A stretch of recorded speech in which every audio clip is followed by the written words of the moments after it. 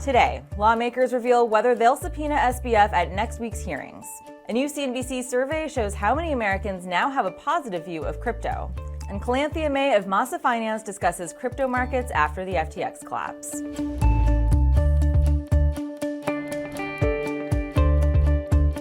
Welcome to CNBC's Crypto World. I'm Tanea McKeel. Digital currencies are recouping some of their losses from yesterday. As of noon Eastern, Bitcoin inched closer to $17,000 and Ether rose to $1,250. Solana, meanwhile, is down this morning, falling to $13.50. Okay, let's talk about the top stories. First, the Senate Banking Committee plans to subpoena Sam Bankman-Fried if he does not appear before the committee next week to discuss the fall of his crypto exchange, FTX. That's according to this letter from the committee's leader sent to the FTX founder yesterday. As for why they want SBF to testify, the lawmakers wrote, quote, "There are still significant unanswered questions about how client funds were misappropriated, how clients were blocked from withdrawing their own money, and how you orchestrated a cover-up." The hearing will be held on Wednesday, one day after the House Financial Services Committee will hold its own hearing on the stunning collapse. House Financial Services Committee Chair Maxine Waters told a group of Democrats during a private meeting on Capitol Hill that she doesn't plan to subpoena SBF. That's according to people with direct knowledge of the conversation. She later wrote on Twitter that, quote, "A subpoena is definitely on the table." The former CEO has yet to agree to voluntarily testify. On Twitter, Waters invited SBF to testify before the committee, and on Sunday, the FTX founder responded by saying he feels like it's his duty to explain what happened, but that it might not happen next week. Next, only 8% of Americans have a positive view of crypto. That's down from 19% in March. The latest CNBC All-America Economic Survey revealed that Americans with a negative view of crypto jumped 43%, up from 25% in March. The survey of 800 Americans was conducted late last month following the fall of FTX. A series of crypto collapses, bankruptcies, and scandals in recent months have led to the sentiment, with the poll finding that a majority of those surveyed now favor regulation and oversight. Finally, a newly released audit shows Binance has more than enough money to cover its debts. Mazars released a report on the state of Binance's reserves, and the auditing firm found that as of November 22nd, Binance customers held just under 576,000 Bitcoin, or roughly $9.7 billion in assets in today's prices. That number includes holdings across customers' spot, options, margin, futures, funding, loan, and earn accounts. Binance, meanwhile, held about 582,000 Bitcoin in its reserves, or about $9.8 billion. Now, it's important to note that these proof of reserves only include Binance's Bitcoin holdings. Binance has yet to release proof of reserves for some of the other digital currencies it offers to customers. And of course, proof of reserves has become highly requested from exchanges in the wake of FTX's liquidity crisis. All right, on to our main story. Crypto World's Jordan Smith caught up with Calanthia Mei of Masa Finance to discuss crypto markets, the state of DeFi lending, and her expectations for 2023. Let's start very broadly here. Crypto prices are up today just a bit, but still bouncing around that $17,000 level. What factors are you watching right now when it comes to the crypto market? Absolutely. And thank you so much for having me back, Jordan. There's always almost a sense of dark humor in the sense that last time when I was on the show, it was right before the November Fed meeting. And we have gone through a month and so many things have transpired in the crypto world. When it comes to the crypto prices, I'm mostly looking at the December Fed meeting, no surprise here. The futures market as of this morning are pricing in around 75% probability that we'll have a 50 basis point rate hike instead of a 75 basis point rate hike in December. I foresee there's going to be a tactical surge in crypto prices, along with the prices of other macro assets following the December Fed meeting. It's interesting that you start with the Fed. I mean, I think for so long we've been having a conversation about FTX and the fallout there and contagion within the crypto industry. But is it your view that investors are sort of pivoting back to some of the macroeconomic pressures that have been hitting cryptocurrency prices for so long now? Yeah, I think at this point, we have seen how the contagion of FTX has unfolded initially. Of course, there's going to be a lot more contagion to be followed. However, I do predict the market has already priced in the second or the third degree impact of the FTX contagion. Let's talk a little bit about the state of the industry right now outside of the economic pressures. Obviously, with FTX, we saw some real concern about the structure of crypto businesses, but It's not a monolith. There are so many different ways that people are using crypto, the way businesses are operating in this space. I want to ask about DeFi lending.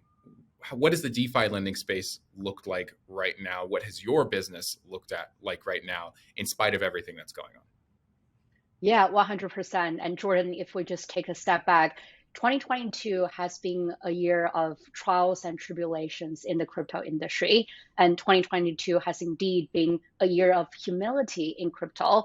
We've had Terra Luna in Q2, followed by Three Arrows Capital. And then we had recently the FTX explosion. People are understandably upset, disappointed, and dismayed by how centralized intermediaries are running their business in crypto, frankly. And it is easy for people who have long time be skeptical about the industry to overgeneralize and categorically associate crypto only with the fraudulent behaviors we're seeing from the bad actors.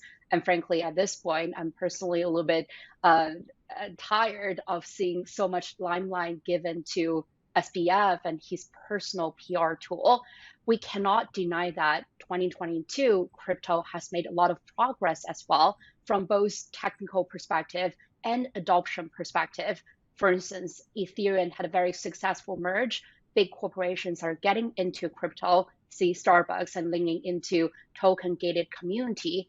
And just yesterday, the Spanish government called for proposals for central bank digital currency, and founders and builders like myself are building applications and use cases for real world utility to be able to get into crypto.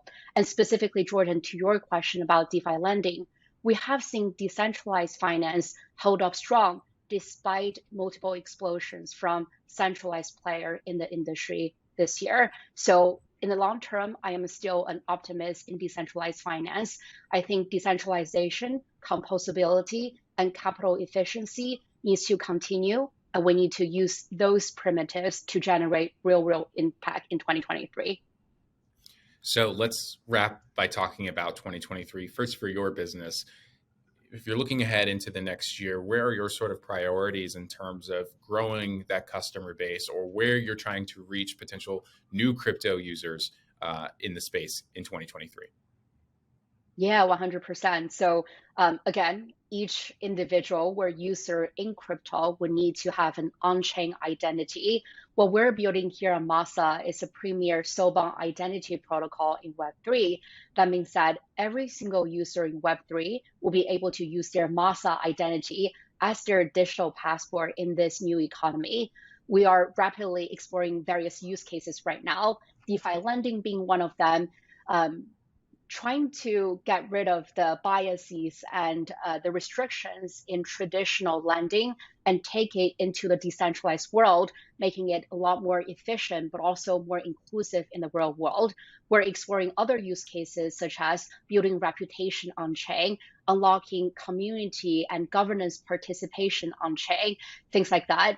I think seeing real use cases and seeing real world utility being generated will be key in having a true next bull market in crypto in 2023.